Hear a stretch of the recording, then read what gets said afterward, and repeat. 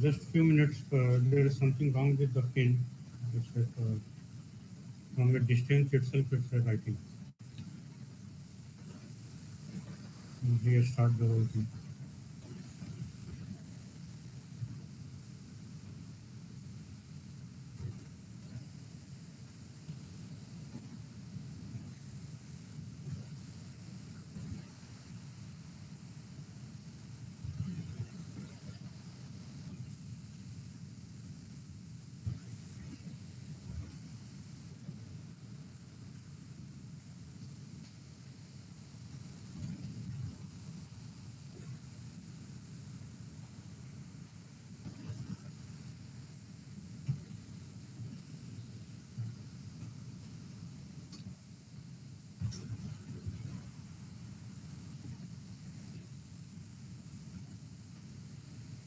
It will take some time.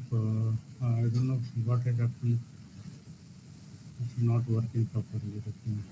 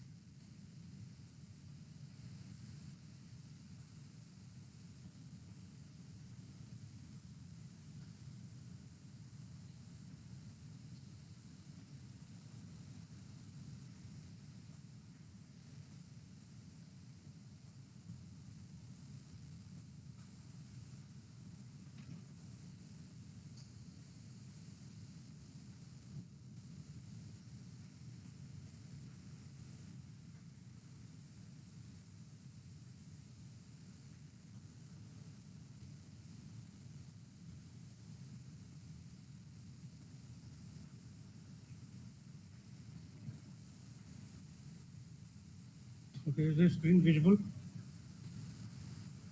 Yes, sir. Okay, some problem with pin was there. Perhaps its ripple was loose or whatever it may be.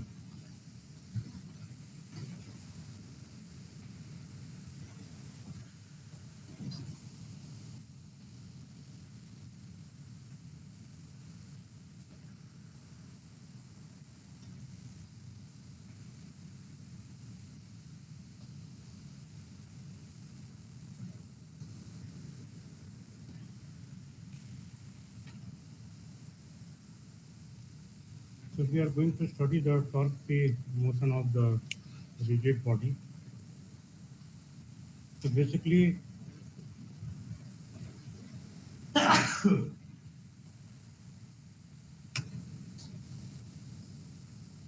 we are concerned with the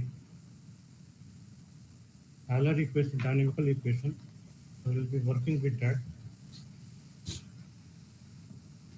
As we know about the torque equation, we have written as T tilde equal to I times omega tilde dot plus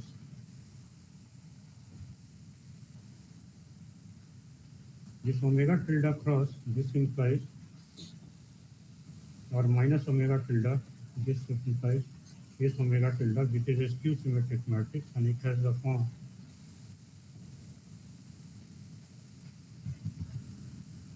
so omega 3 minus omega 2 omega 1.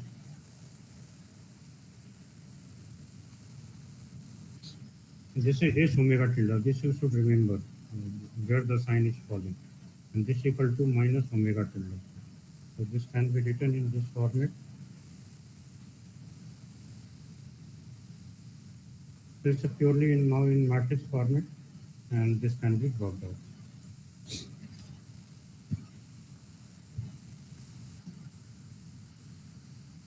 So assuming that only principal moment of inertia is present,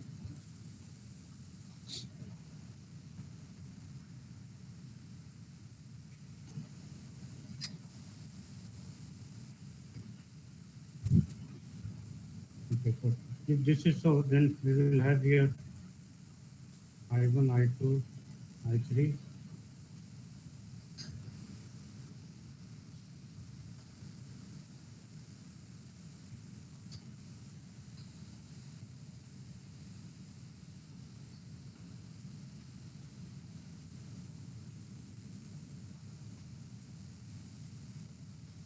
Zero, omega 1, omega 2, minus omega 1, 0.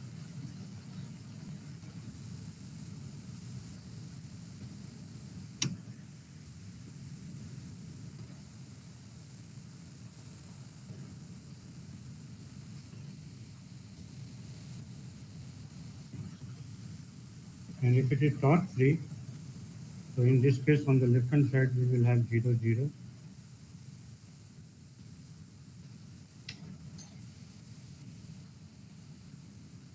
So therefore this can be written as, we will have three equations, I1 omega 1 dot, and then we have to multiply this part. So for that, for simplification, we can do it like this. Let us continue with this term. Let us say write this as I times omega tilde minus, we simplify this term first.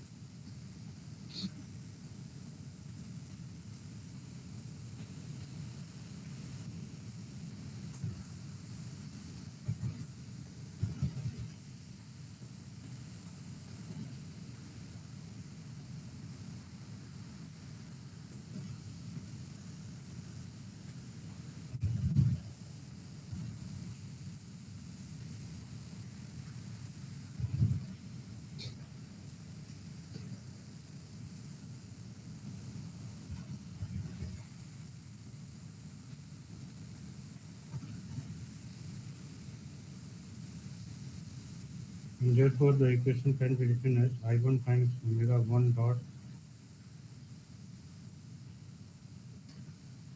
minus from this place,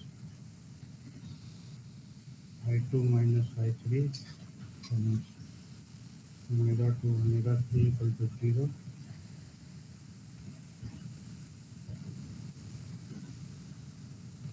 minus I3 minus I1 times omega 1 omega 3 is equal to 0,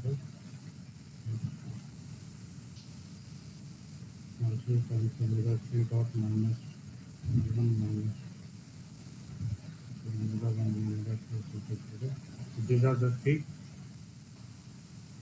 Euler dynamical equations. So this gets simplified because of the presence of non-presence of the off diagonal terms. Otherwise, the equation becomes little difficult to handle. And this is the reason we are choosing the torque field, the body of resolution.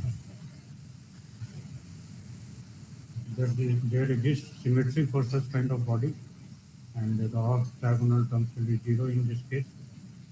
Okay, so our treatment of the subject matter, it becomes easy. So now if we choose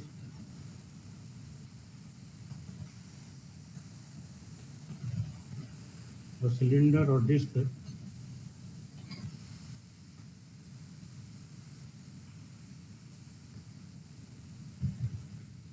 in that case we will have I1 equal to I2 equal to I, and I3 we write as I0. So we have here the case of a disc where we have two axes, E1 and E2. This is the body axis and this is the third body axis. So I1 is along this, I2 along this, and I3 along this. And as we know, mr square 1 by 2, this is the moment of inertia, which is I0, and I1 equal to I2, this will be I0 divided by 2. Okay, but still we work with I1, I2 equal to I, and I3 equal to I0.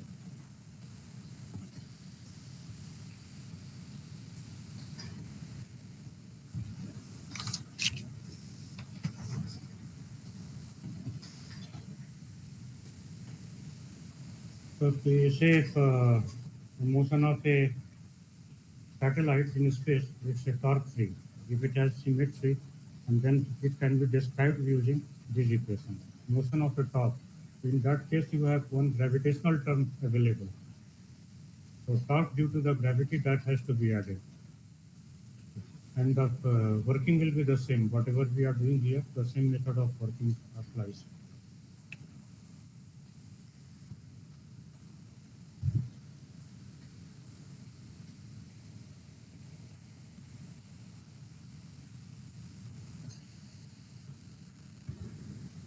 Yes.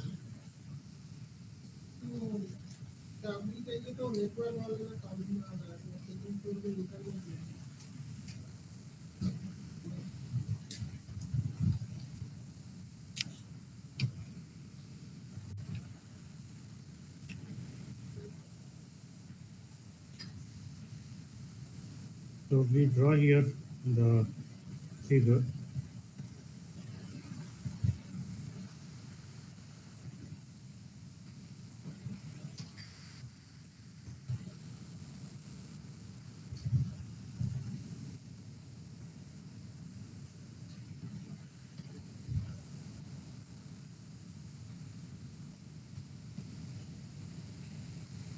This is the center line.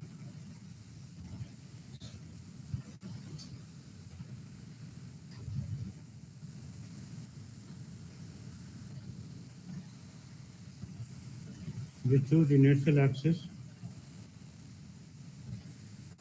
as E1, E2, and vertically up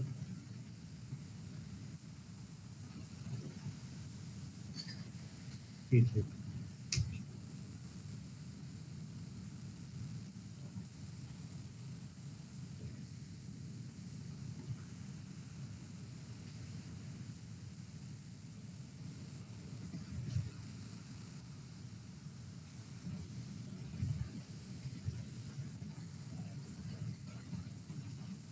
Okay, then we have the body axis here.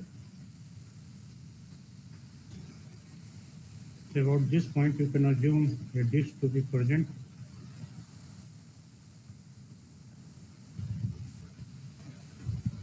The body axis is fixed in the cylinder itself, while the inertial frame is non-fixed and it's basically a stationary frame in the located on the center line, but not rotating along with the body. So let us say now we have E2 and E1, and in this direction each D. This is the body frame. E1, E2, E3. And as it is torque free, the torque Q tilde is equal to 0. So this implies the angular momentum vector, this will be a constant vector. And therefore, the angular momentum we assume this is along this direction without violation of any rule or any other thing. Then you can see that the rotation sequences we have given earlier. So using that, we can describe here in this direction itself the psi dot.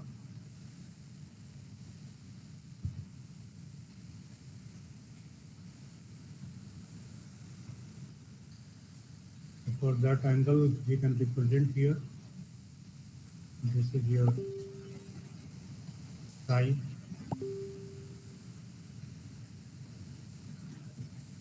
And so about this, you are giving rotation, so theta dot is along this direction. And from here to here, this angle is phi, as we have done in the last class. We assume omega vector to be directed like this. So this is omega vector of omega. The angle between the center line and the omega vector, this we write as gamma. And already we know this angle is theta.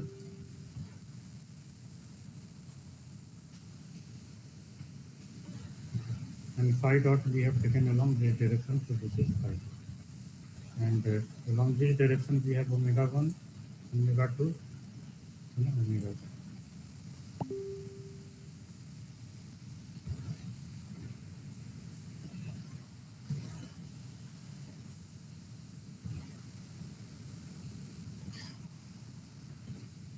Okay, so theta is also, this is called the nutation angle. Phi, this is called, all these are Euler angles, but given a particular name. Here in this case, psi is called precession angle.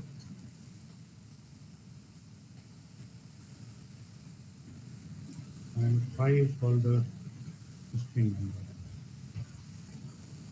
In the case of aircraft, you have, this is for satellite. Satellite, or it may be a top. In the case of aircraft, this psi represents the azimuth, theta represents elevation, and phi represents band.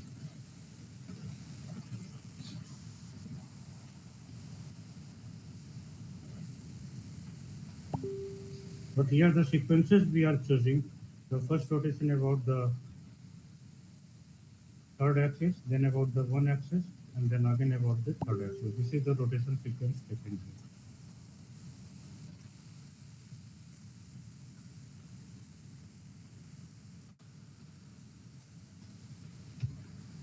You can also take the rotation sequence as R3, R2, and thereafter R1. So irrespective of that, result will be the same. It does not. It is not depending on, because it's a physics. It does not depend on your description. Okay. So therefore, the first equation, this becomes I1 times omega 1 dot. So I1 will write simply as I.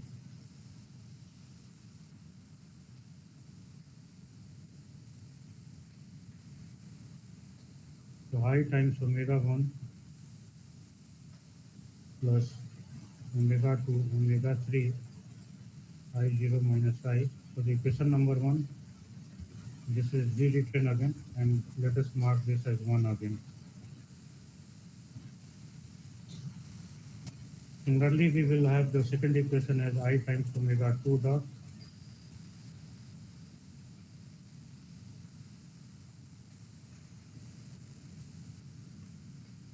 And the third equation, this will be I0 times omega 3 dot plus omega 1 omega 2 I1 minus I2 there. So this is I minus I equal to 0. So this implies I0 omega 3 dot is equal to 0. And this implies omega 3, this is a constant. So that means omega 3, this we write as N, which is a constant. That means the angular velocity along the third body axis, it does not change. It is torque free. Given the symmetry as we are seeing here.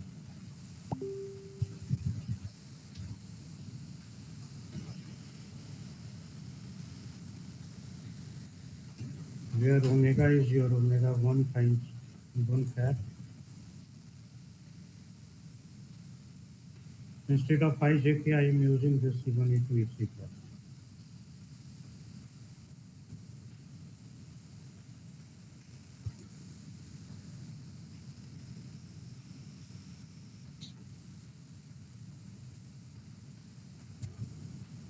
And what this quantity H is, this is your I1, I2, I3 of diagonal term 0 times omega 1, omega 2, omega 3. So that means this is I1, omega 1, I2, omega 2, I3, omega 3.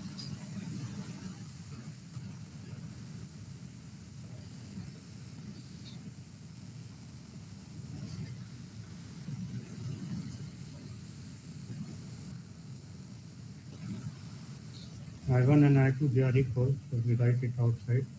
So omega 1 E1 cap plus omega 2 E2 cap.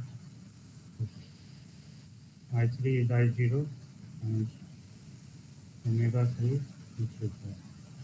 So that means this can be written as I times omega t Et cap plus I0 omega t E3 cap.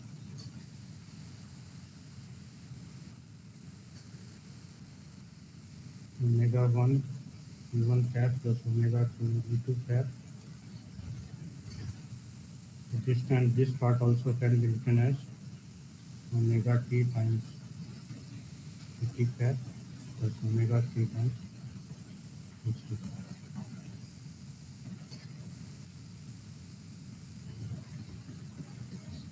Where Et is nothing but your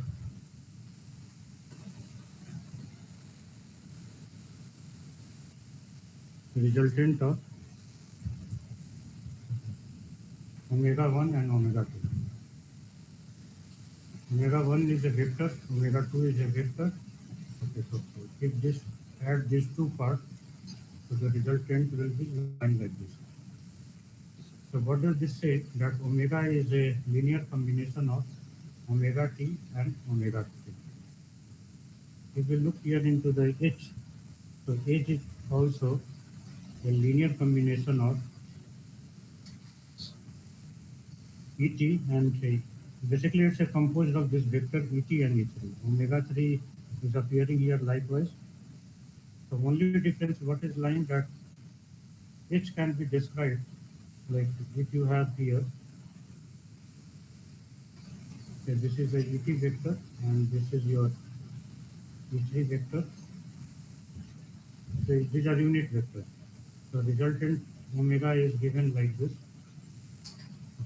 while the H vector is vertically up. But they lie all in the same plane. Okay, this is what I am trying to show here. because of this construction. They are not out of plane. And why this is possible? This is possible because of the symmetry. I1 equal to I2 equal to I. Otherwise, it would not happen. So if it is not so, then the H vector and the omega vector, they will not lie in the same place. With E3, H and omega, they will be out of plane.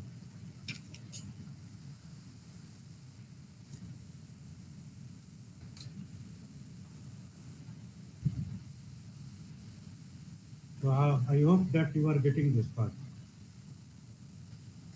Yes, sir.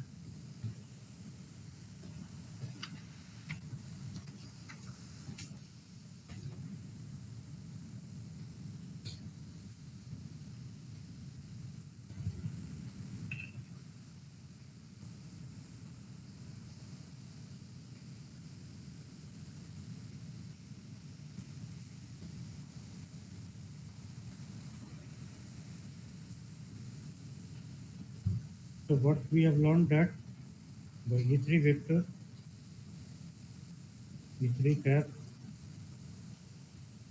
H vector, omega vector are coplanar.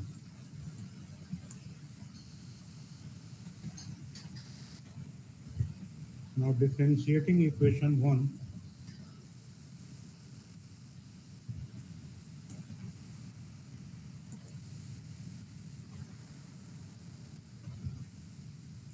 with respect to T and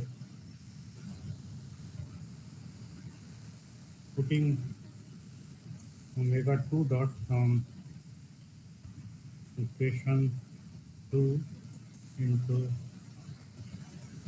this will yield. So differentiating equation 1, this gives us I times omega 1 double dot plus omega 2 dot omega 3 is n, this is a constant, I0 minus I equal to 0. And then omega 2 from the second equation, if we insert, so omega 2 dot will be I times omega 1 double dot plus omega 2 dot is minus omega 1 omega 3 and minus I0 divided by I. So this is omega 2 dot n times I0 minus I.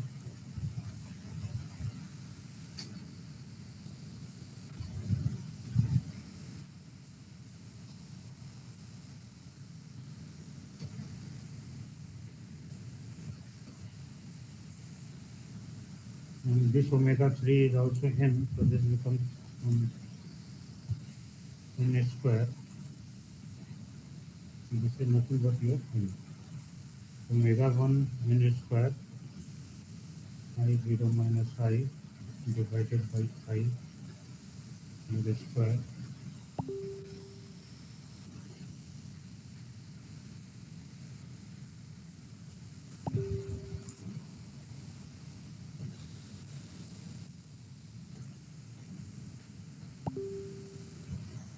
Differentiating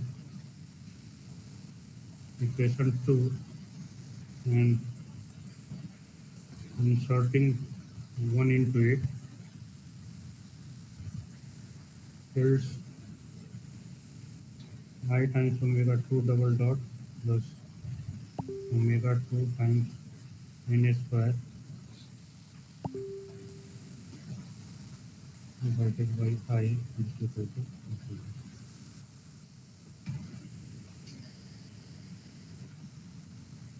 So if we see here, so this is equation 5. This equation is nothing but your harmonic equation.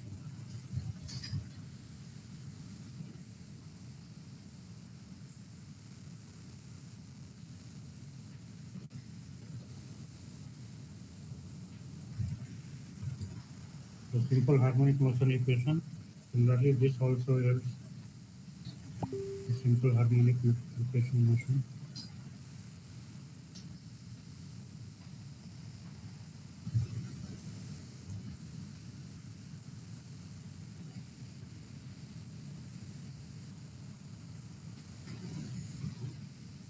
Let us rename this as 4s, so this becomes 4.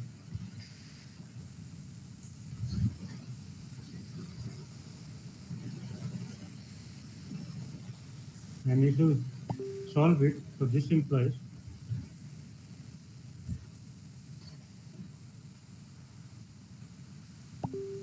omega 1 and omega 2 rotate at angular frequency of mean times I0 minus I.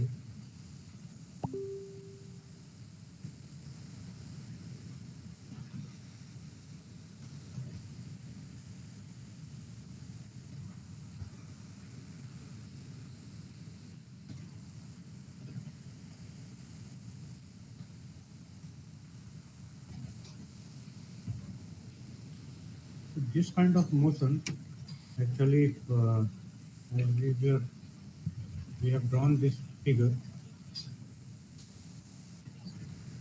So here motion takes place about this axis. So psi dot is here. In this direction we have psi dot. And then this cylinder rotates about this particular axis. So it will appear something like this here in this case. It's spinning about this axis. This is the inertial motion you see in terms of Euler angles. This is phi dot here. Okay, so it's spinning about this axis and simultaneously it's rotating about this axis.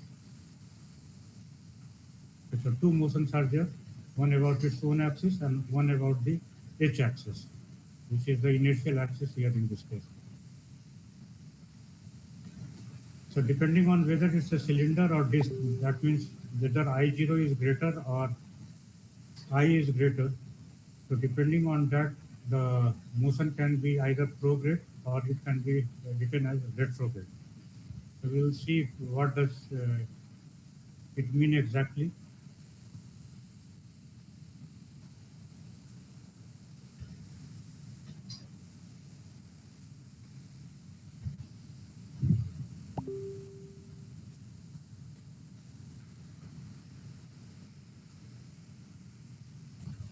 Equation multiply equation 1 by omega 1 and equation 2 by omega 2 and add. So this will yield I times omega 1 dot omega 1 plus I0 minus I omega 1 omega 2 omega 3. Then the second equation to be multiplied by omega 2. So this is I times omega 2 dot times omega 2 plus I minus I0 omega 2 times omega 1 omega 3 and this is equal to 0. So these two terms, they cancel each other, and what we get here, this is omega 1 dot omega 2 times omega 4 dot is equal to 0, and this implies is constant. So already we have observed that omega 3 is equal to n is a constant, and therefore this implies omega 1 square omega 2 square omega 3 square equal to omega square. This is a constant. So omega is constant in magnitude.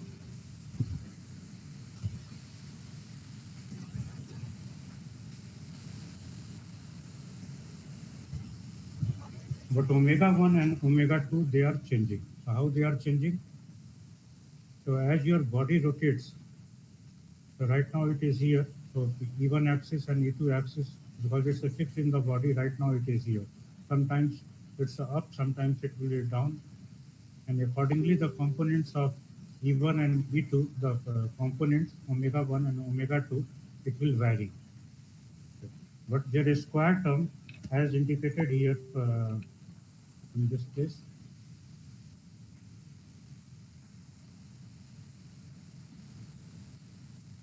this term, it remains constant.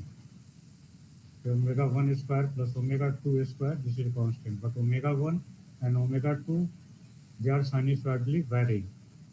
And this happens because the body is rotating and the axis, these two axes are fixed in the body. As the orientation of the body is changing, so does the values of omega 1 and omega 2.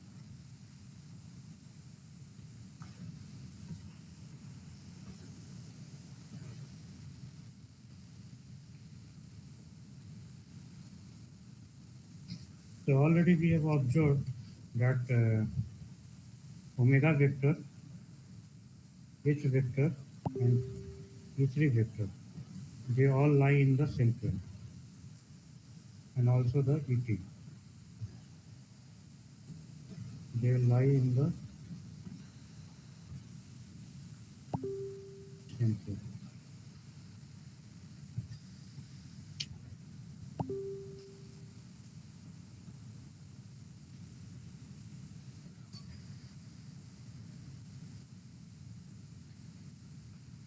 Now we get to some more observations. Let us say we have a disk here.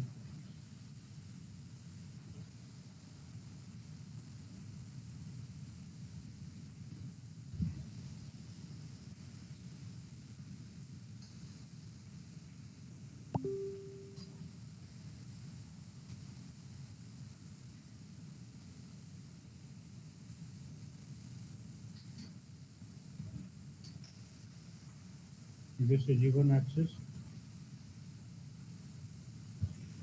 E2 axis, and E3 axis.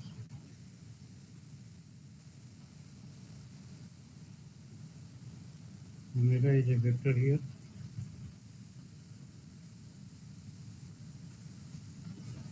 So it's a projection in this plane.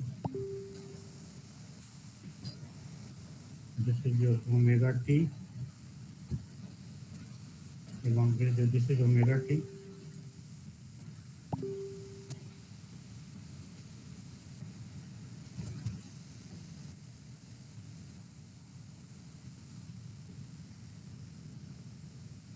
The angle we have described, this angle we have written as the theta angle, which is the nutation angle. Not with omega, this with the H vector. H vector we are missing still. This is the H vector. So this angle is theta. And angle from this place to this place, this is gamma. This is what we have written. H vector is not on.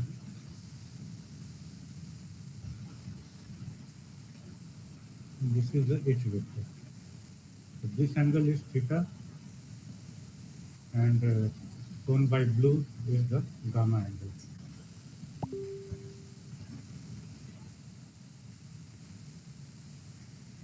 So we have tan 90 minus gamma. This angle is your 90 minus gamma. This will be equal to omega 3 divided by omega t. So omega 3 is a constant, omega t is a constant. So this we can write as cot gamma equal to omega 3 by omega t. And this implies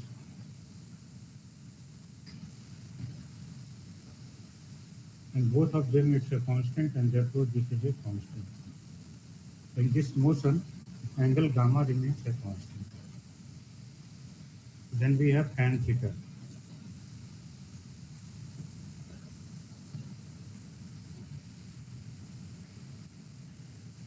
So for tan theta, we have to take the projection of h along the omega t direction because they are coplanar. So h vector, it's a projection along this direction. This is your ht. So tan theta here in this case will be, or say tan, the same way we can write here as tan 90 minus theta and then work it out. So I will draw a separate figure for this. This is your h vector. This is omega t vector, and this is the E3 vector. So h vector This is the perpendicular component and this is the HT component here. And this angle is given to be theta. Immediately we can see here tan theta equal to this component divided by this component, perpendicular component. The perpendicular component, this part is H3. This perpendicular is nothing but your H3. And this component is your HT. So tan theta equal to HT by, and what is this HT? Already we have written here, because I1, I2, they are equal, and therefore this we have written as I times omega t, and H3 then becomes I0 times omega 3. I is constant, I0 is constant, omega t constant, omega 3 constant, and therefore this is also a constant. So theta is also a constant. This implies theta is a constant. So nutation angle remains.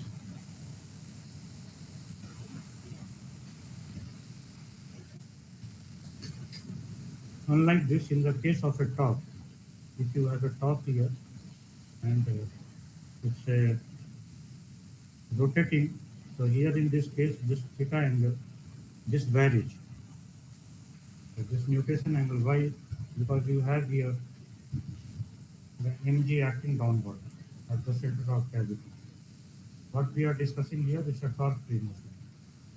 But say if you take a disc, rotate it, spin it about its axis, and then toss it at certain angle. Okay. And as it falls down, so it becomes free from the torque because it's a free falling body. Therefore, no mg will appear there. And in that case, whatever the satellite motion is there, so the first disc describes the behavior of the satellite.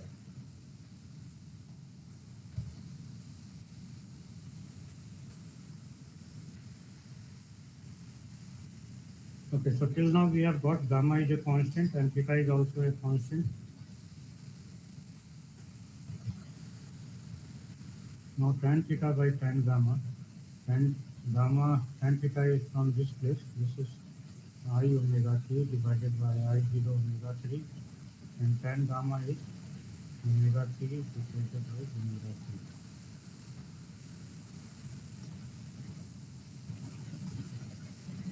This is also a constant.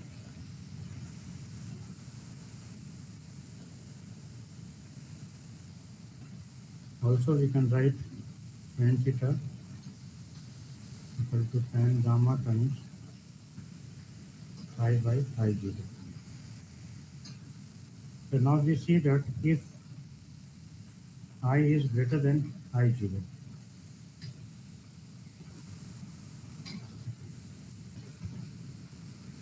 in that case I is greater than I0, so in that case gamma will be less than theta, and if I0 is greater than I, so this quantity will become less than 1, so tan theta will be less than gamma.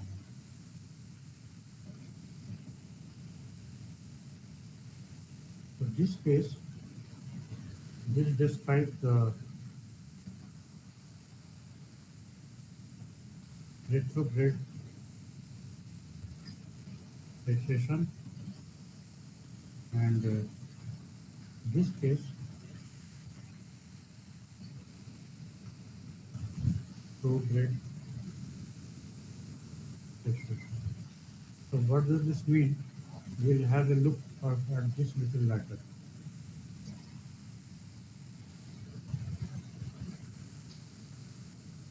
Figuratively, I can just tell you at this stage that if we have a cone like this,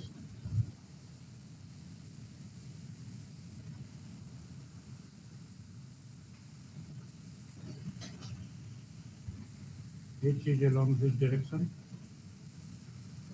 psi dot is along this direction,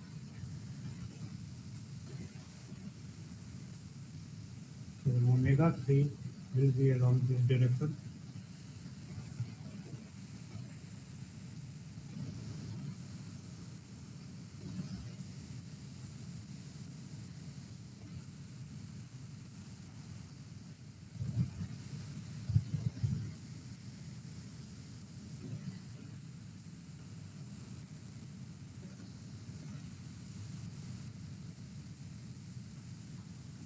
E3 direction is along here, phi dot is along this direction, and omega 3 is along this direction.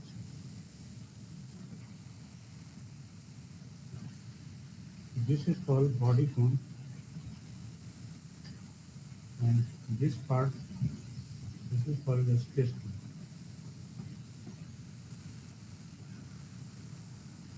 And the motion of the disk is described by this.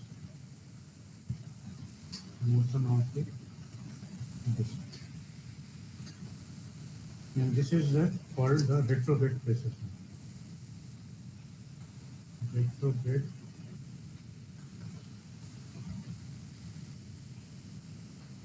Why this is so? Because the direction of psi dot, the psi dot vector and phi dot vector, they are opposite to each other. They are opposite to each other. So you can visualize the spin vector is, the precession is taking place clockwise and spinning is taking place, precession is taking place anti-clockwise and spinning is taking place clockwise. So this is the situation. This is called the retrograde precession. They are opposite to each other. While in the prograde, which happens in the case of a cylinder, where I is greater than I0, in that case your rotation, the spin and the precession, they are in the same direction. They have the same change. That means either both will be clockwise or either both will be anti-clockwise. So this we will see little later how this is happening.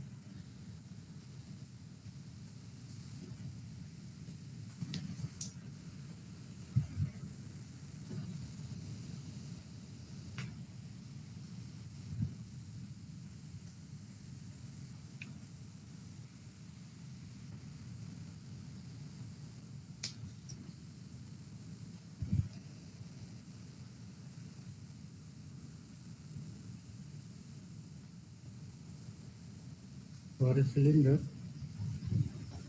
the centering will look like this.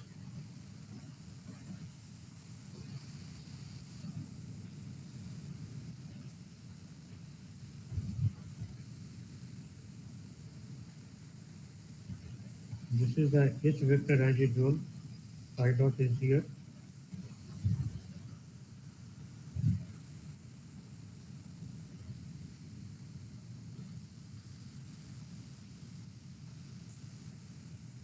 Omega 3, E3, and phi dot.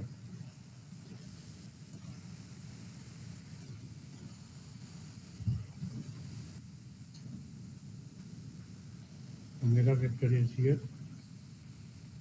This is your theta angle and this is gamma angle.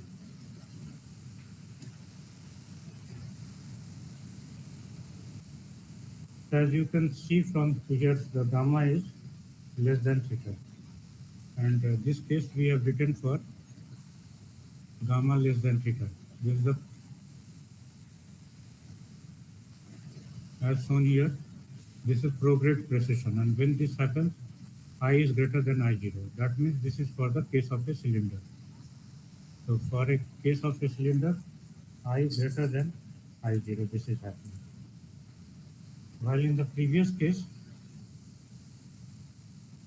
okay, so the angle I have not shown here. Angle I will have to draw it during this test.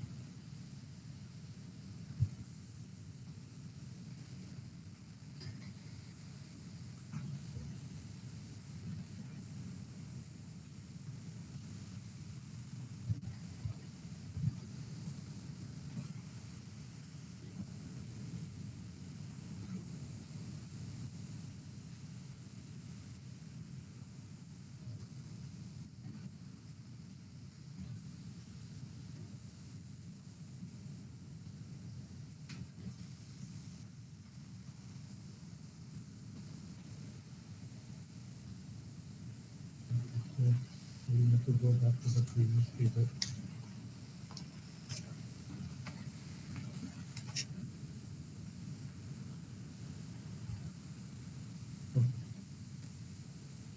So here in this case, Theta is the angle between the h and the omega t. Here in this case,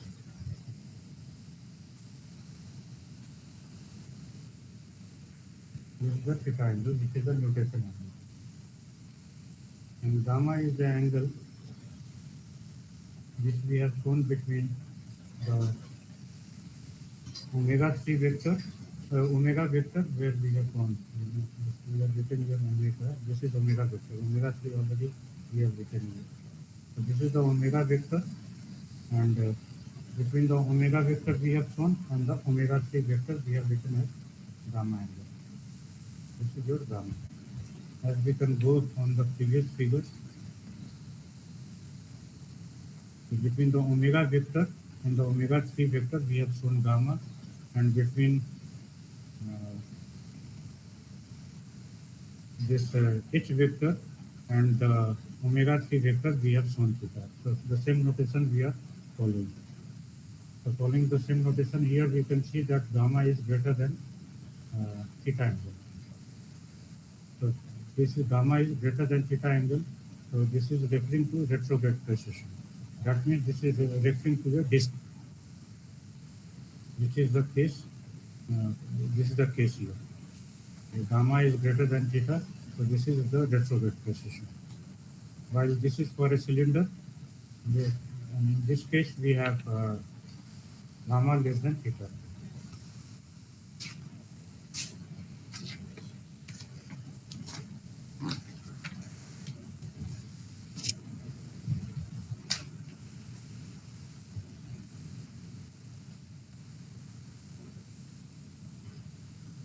So this gives you Euler angle, gives you the physical visualization, omega 1, omega 2, omega 3.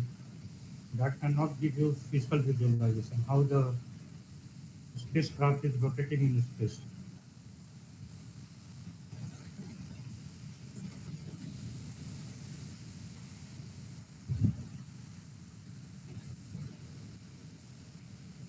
Direct or prograde precession.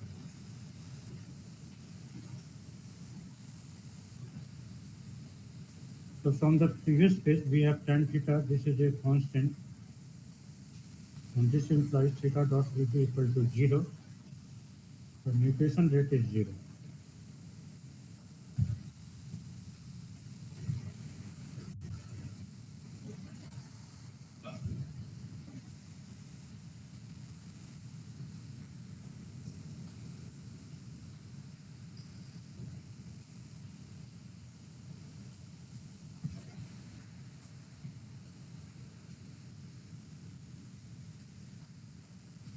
Also, we have omega 1 square, omega 2 square equal to omega t square. This is a constant. And if we insert omega 1, omega 2 square, okay, here in this place, so this will already, last time I have shown you that the omega t is nothing but phi dot sine theta. So that means omega t square, this is equal to psi dot square sine square theta. This is a constant. So this implies, because theta is a constant and therefore psi dot, this is also a constant. But psi angle is varying, psi dot is a constant. So precision rate is constant. Okay. And for looking at mathematically, this is just the geometrically I have indicated earlier. Okay, in the last class I discussed this part. To have a look this mathematically, so we just need to recall the from the previous lecture the Euler angle which we were discussing.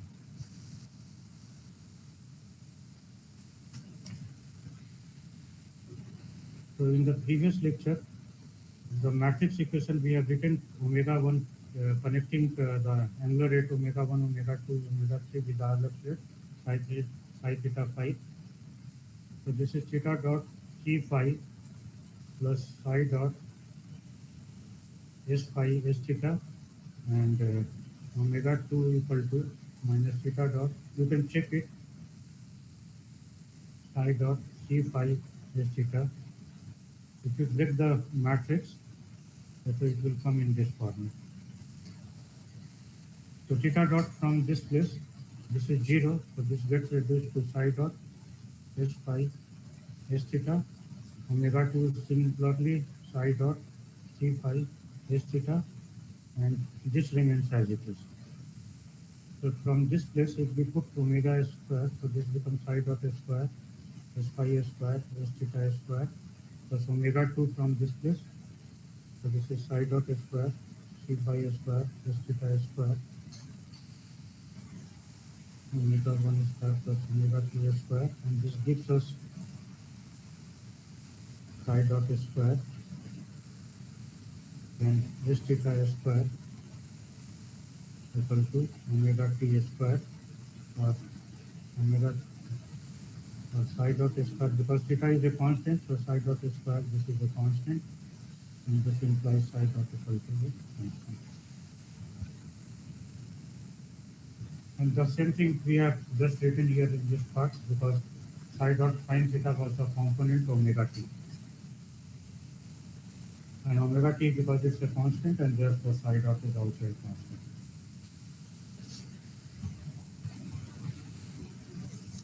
Now we have to get to the equation, the why the prograde motion and the retrograde motion we are calling.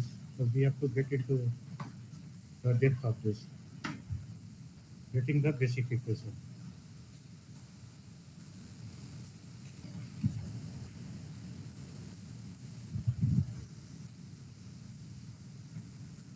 So thus we have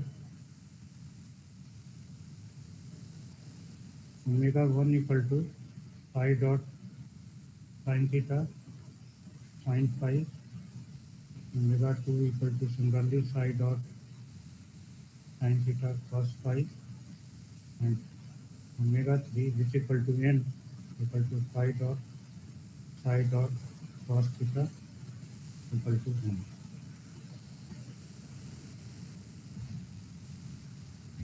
These are the three equations.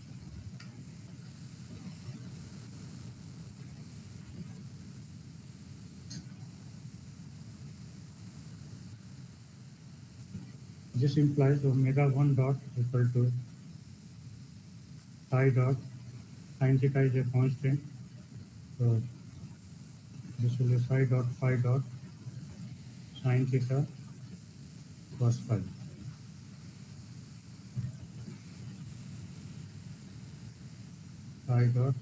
Phi dot with minus sign sine theta sine phi, and here omega 3 dot equal to 0.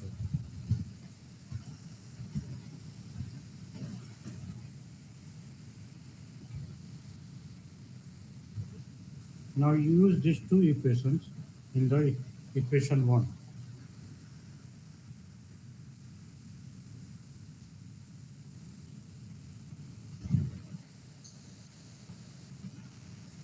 Okay, so we need to go back to equation 1 and look into it.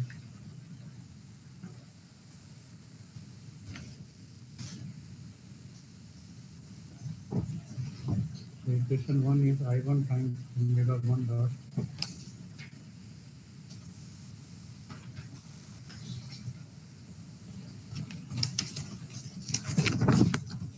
I1 times omega 1 dot. There a dot is missing in equation 1, what I have written on the screen. So we put a dot there in equation 1. First I wrote 1, 2, 3, and then again I wrote 1, 2, 3 equation. Perhaps here the cylinder is drawn, so there the omega 1 dot is missing. So to complement that,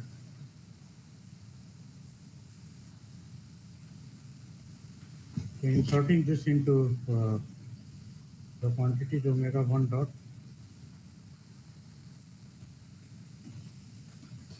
So what we are doing, instead of describing the equation in terms of omega 1, omega 2, we are describing in terms of the Euler angular rates.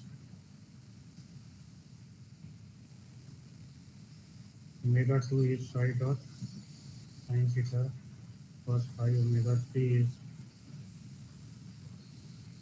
psi dot plus psi dot cos theta.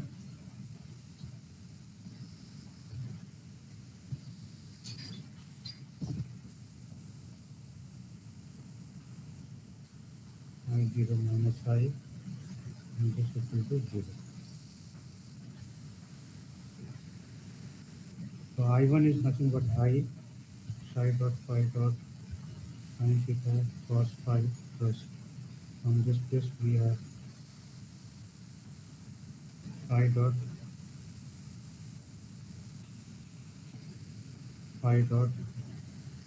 sin theta cos phi I0, and minus phi dot sin theta sin theta cos phi I, and then rest of the terms I dot square sin theta cos theta I dot square sin theta cos theta, and then we have cos phi I0 minus I is equal to 0. So these two terms will cancel out. And what we get here, psi dot sin theta cos phi I0, and psi dot square sin theta cos phi cos theta I0 minus phi, this is equal to 0.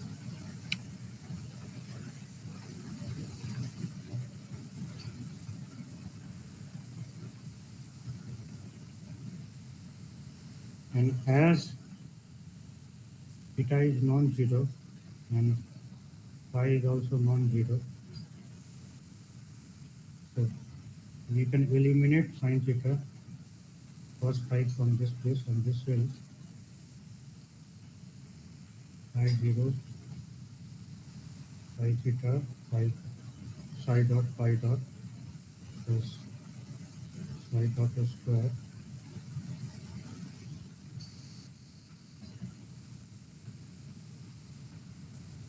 This psi dot also we can cancel and put the psi dot.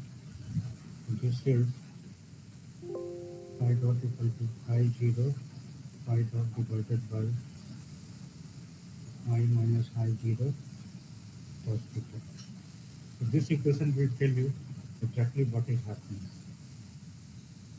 I will rewrite here the result.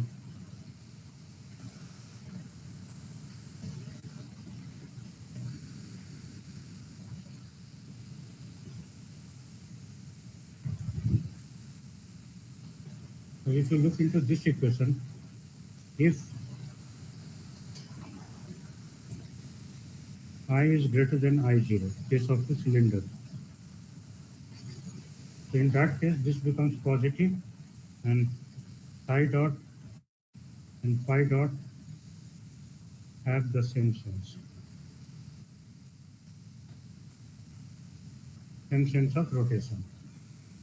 On the other hand, if I0 is greater than I, so this becomes a negative term. And in that case, psi dot, phi dot have opposite sense. So this case we are telling this as the retrograde, and this case as the prograde. So this is the direct and this is retrograde.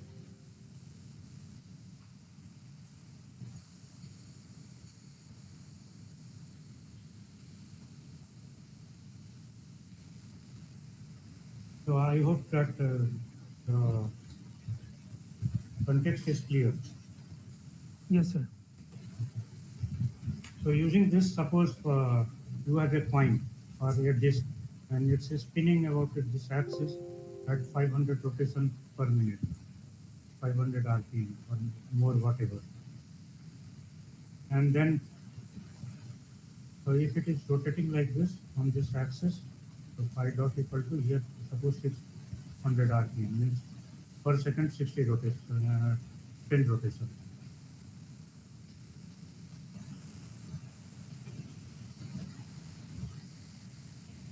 And if we flip at an angle of theta, say, let us do a one problem.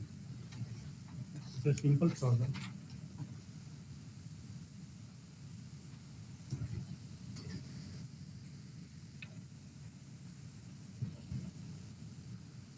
Here the phi dot is given to be 600 RPM.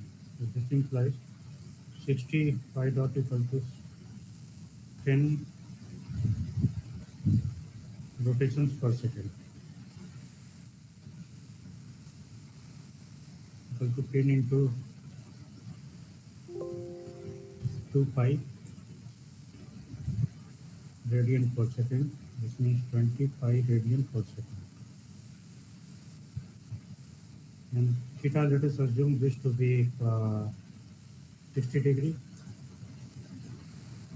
So a coin is, or a disc is rotating at on its axis at 20 pi radian per second, and then it's a flipped up, okay, at an angle of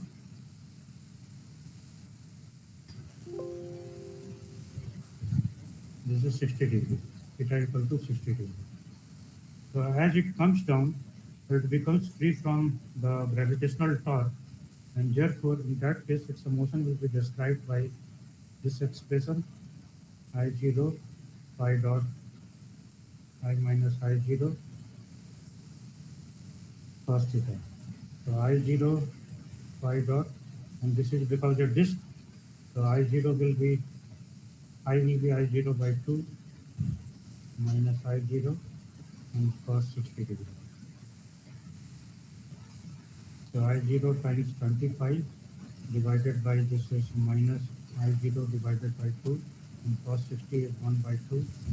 So this becomes I0 cancels out, this is minus, this is 25 into 4. And it is 85. Is it okay? Calculation? Yes, sir. Okay. So the precession rate is, so this disk will precess, precession rate becomes psi dot equal to 85 radian per second.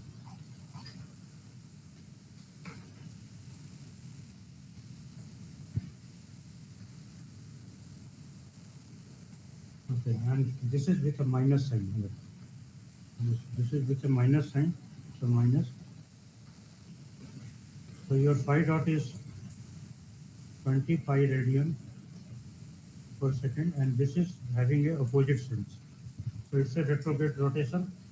So flipping a coin, rotating coin or a disc up at certain angle and then leaving it, so as it comes down, it undergoes a precession motion.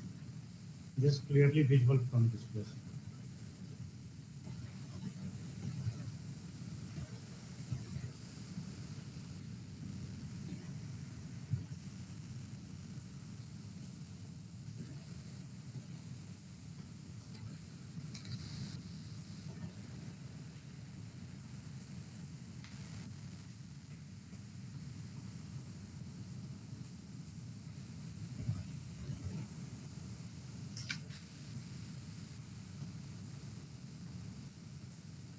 So we have looked into the psi expression that psi dot is a constant uh, in a shorter way using some earlier conclusion made. So if we do not use it, then we have to depend on the pure equations, and then we can show that the psi dot is a constant. For that, what we need that omega square, this quantity, omega 2 square plus omega 3 square, is equal to a constant, and this implies omega 1 times omega 1 dot plus omega 2 times omega 2 dot is equal to 0, because omega 3 equal to n equal to a constant.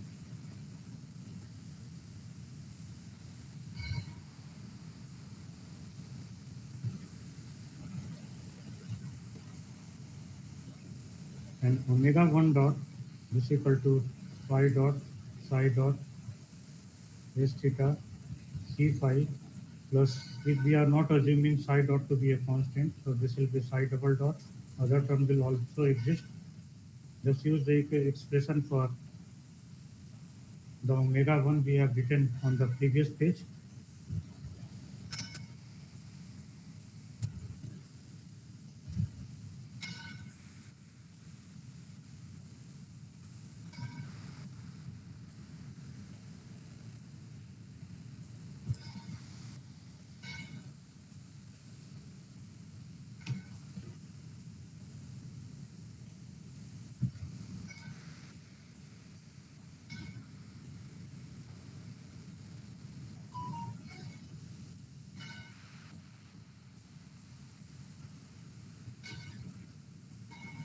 Okay, and then we can utilize this to sort out the problem.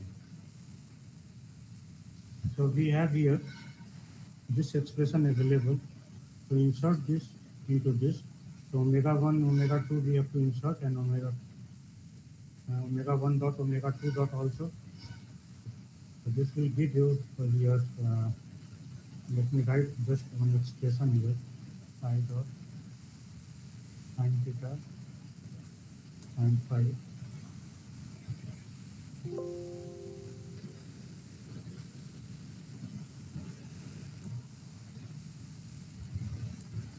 sin theta and cos phi.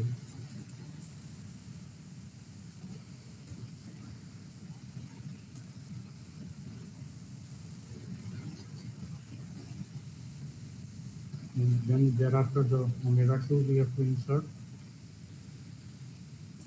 phi dot sin theta cos phi into minus sin this part, phi dot s theta s phi, and then plus phi double dot s theta c phi. So this quantity is equal to 0, and if you solve it, so this yields phi double dot sin square theta equal to 0. Theta is generally not equal to 0,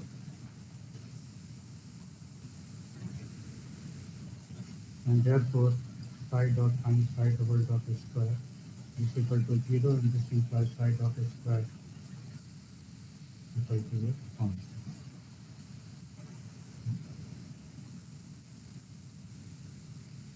We integrate it and we get this quantity. So from here we get phi dot is a constant.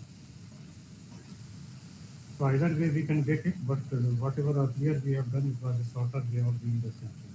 Because we are aware of the fact that omega 1 plus omega 2 square is a constant. Then instead of stretching the things, there is no meaning in doing all these things. Directly using the shorter method, we can work it out that phi dot is a constant.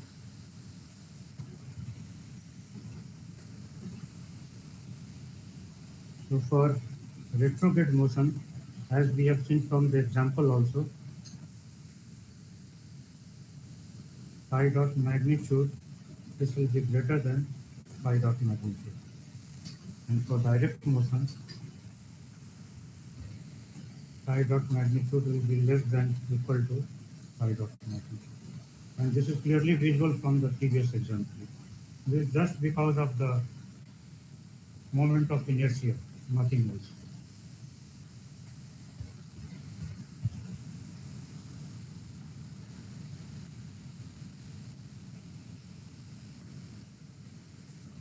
Any question till now? No, sir. So once I gave this problem of disk rotation, so almost all the people except one or two could not answer this problem. While it's such a simple thing, this particular problem. So we flip a coin and then there's a spinning at certain rate. So what will be its the precision rate?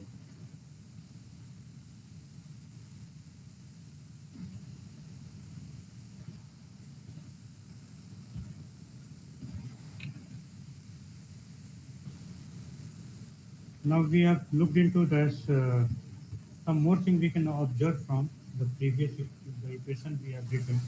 We can do it on the previous page itself.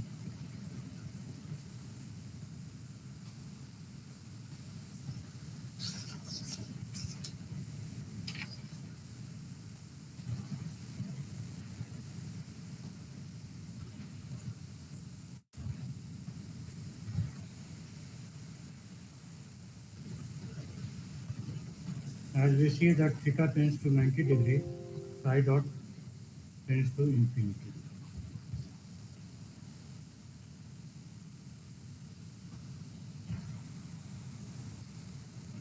So that means the higher the nutation angle, the much faster the precession rate will be.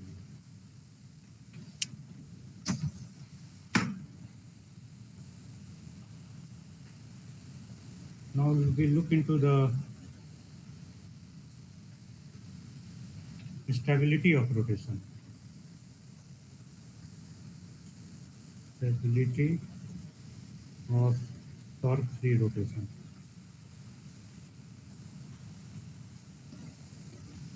It's a very important. Okay, your satellite is torque-free in the orbit. You have designed a symmetric satellite such that it's looking like a cylinder. Okay, and so the moment of inertia is just equal to the cylinder. But whether if you are set in rotation about the center line, so whether that rotation will be stable or not, because in the even in the space there are certain amount of disturbances available. You may have appendages or inside some moving components, some loose components, okay, which will dissipate energy over a period of time. There is some vibrating component inside. Okay, some wire which is loose and it will vibrate because the wire is elastic, so it will dissipate energy in the form of heat over a period of time.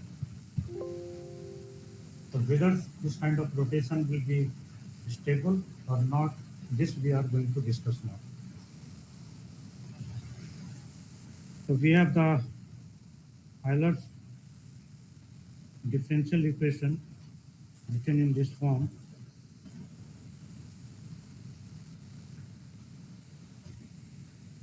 This is the torque-free equation.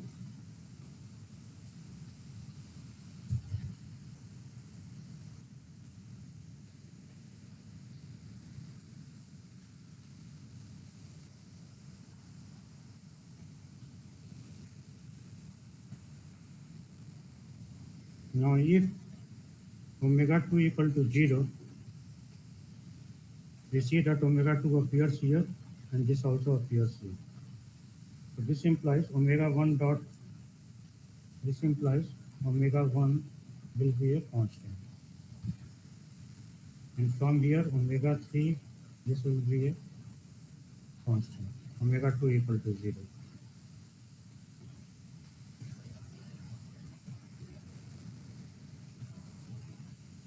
So that means it's rotating about two axes at least, even if omega 2 is 0. So we impose one more condition, say omega 2, omega 3 equal to 0. Then this will imply, this part implies this, while this will imply omega 2, omega 3 equal to 0. So this part is omega 1 dot, this equal to 0, and this implies omega 1 is a constant.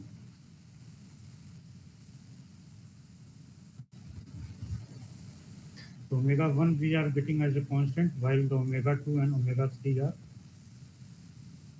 not present. So that means if we have either omega 1 along this axis, omega 2, omega 3, or let us say this is omega 1, and then right hand rule omega 2, omega 3. It's like this. So if omega 1 is rotating about this axis with constant angular velocity, and these two are 0, so this says that omega 1 will be constant all the time. But whether this is true or not, once it's a perturbed disturbance is there, so then what happens to this? So this we are going to study. Similarly, we have omega 1, omega 3 equal to 0, and this will imply omega 2 equal to a constant. You can see the difference. Here only 1 is a constant, rest 2 are 0. And omega 1, omega 2 equal to 0, this implies omega 3 will be a constant. So that means a constant motion is possible along one of the axes.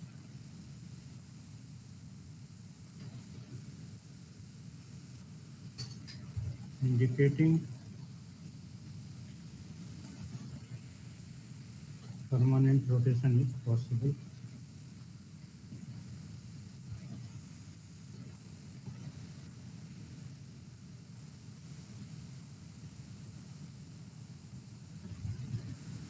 one of the axes. Whether this is stable or not, this is the question. So let omega 1 equal to omega 0. and omega 2, omega 3 is equal to 0. We assume it. And then perturb. This is initially.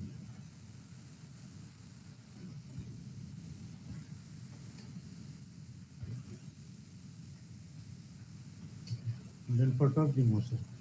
So if we perturb, so omega 1 equal to omega 0 plus epsilon, and then omega 2, let us assume that this is the perturbed value, omega 3 equal to beta.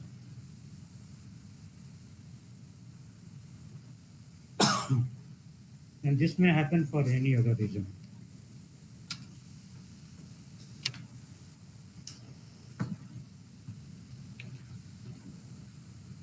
Okay. So then we insert in the above equation I1 omega 1 we have written here in this equation. So this gets reduced to I1 times E dot omega dot will be equal to 0 because it's a constant. I2 minus I3 and omega 2 times omega 3. So this is alpha beta. So this is equal to 0. This is a second order term.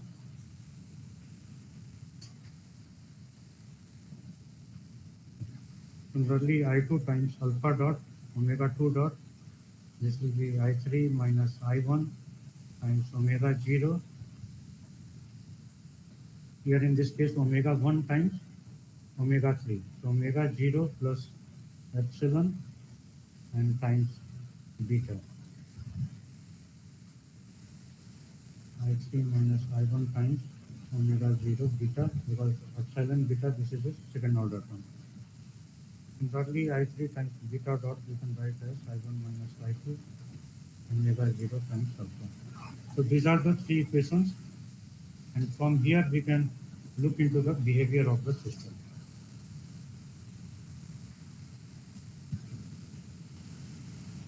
So we choose these two equations. This is already 0, so this is showing that epsilon dot is equal to 0 or epsilon equal to a constant. What about alpha and beta? So we differentiate this I2 times alpha double dot, or simply I2 we divide on this side, alpha I3 minus I1 divided by I2, and this is omega 0 times beta dot. Beta dot we insert from this place, I2 times I1 minus I2 times divided by I3, and omega 0 square, and here we have omega 0 beta dot. So beta dot we are replacing from this place, omega 0 and beta dot, and this is 3 divided by omega 0 square, this 2 times alpha. No.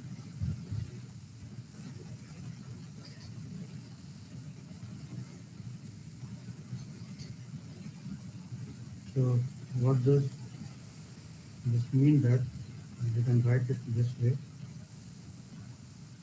I1 minus I3, I1 minus I2, I3 times omega 0 square alpha equal to 0. Similarly, beta dot can be written as I1 minus I2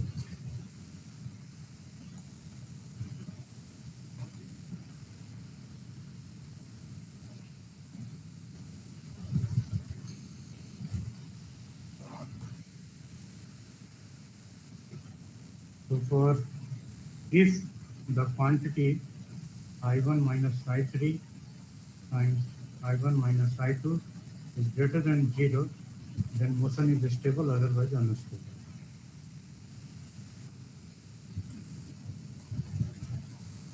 Otherwise unstable. So in that case, you will have a simple harmonic motion, means disturbance does not die out. So the problem remains there, that disturbance remains bounded, but it does not grow, while the Other case where I1 minus I3 and I1 minus I2, this is less than 0, this is unstable. The disturbance will grow further. So this implies that either I1 should be greater than I3, I1 should be greater than I2. So rotation about major axis. Or I1 should be less than I3 and also I1 should be less than I2. So this is minor axis. So either your rotation is about the major axis or the minor axis, motion will be stable. That is, the disturbance will remain bounded. But this kind of system is still in the satellite. This is not taken as a stable system. Okay, this is called marginally stable system because this has one pair of imaginary roots. We go to the next page and discuss this part. So if we have one pair of imaginary roots here, like this, the imaginary axis and the real axis. So this is marginally stable system.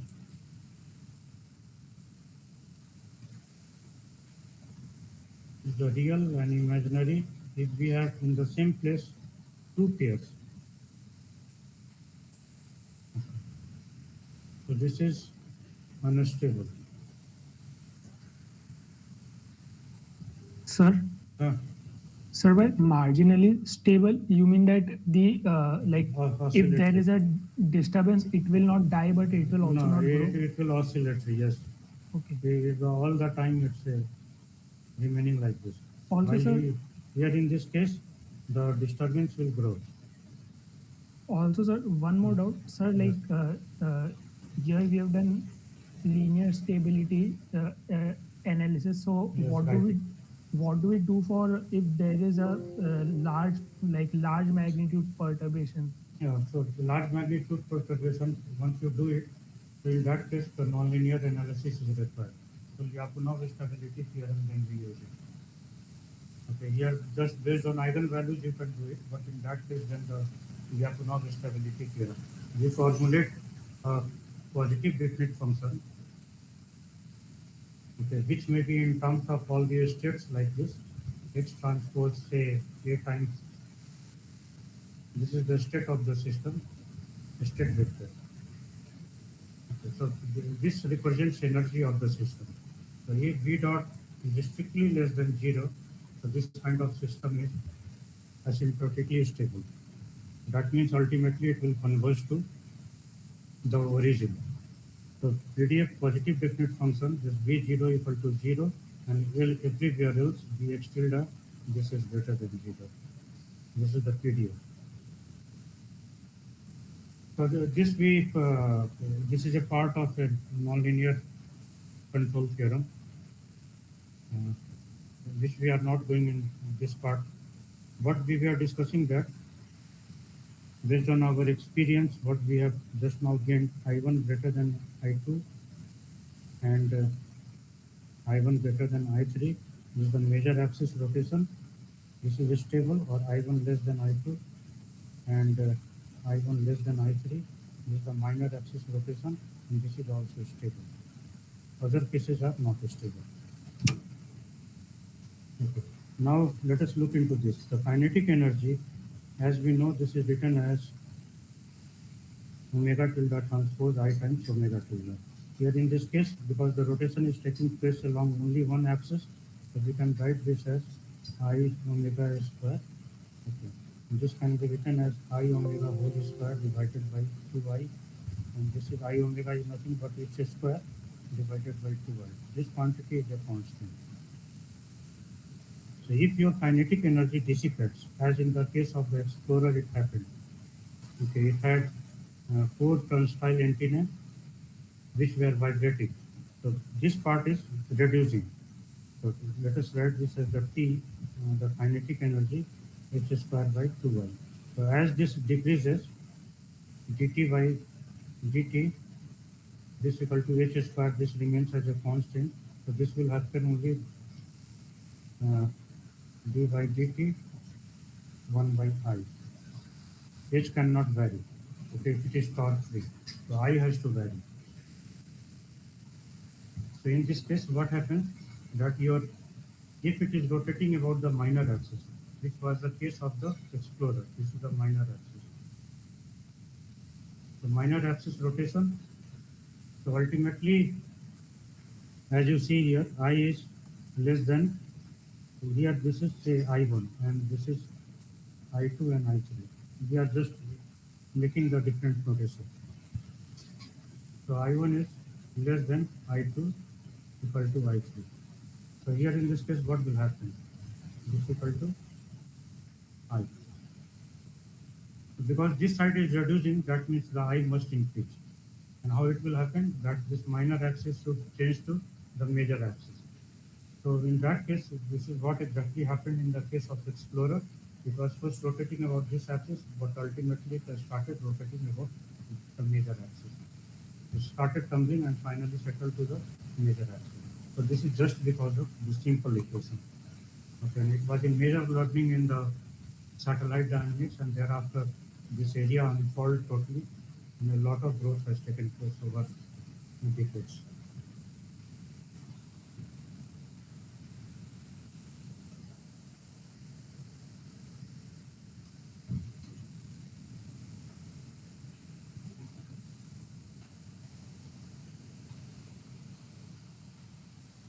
So today we will stop here, and then next time we'll. So next week we have the last lecture, Monday, Tuesday. 18th is the last for theory class, isn't it? So next week is our last one. So I will try to introduce you to some more concepts related to this. So obviously, in the controls, we cannot go to the gyros control and other things, but at least some of the concepts I will make it clear.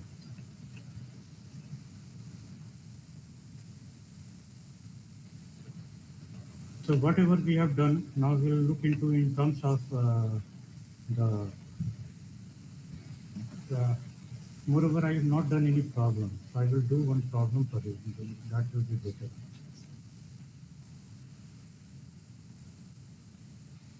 Because we'll do it next time. If you have any question, you can ask me.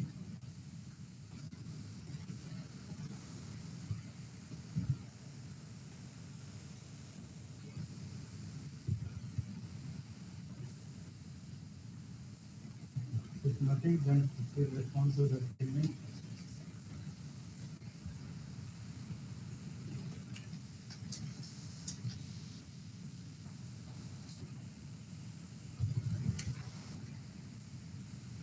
Shivam, Raghav,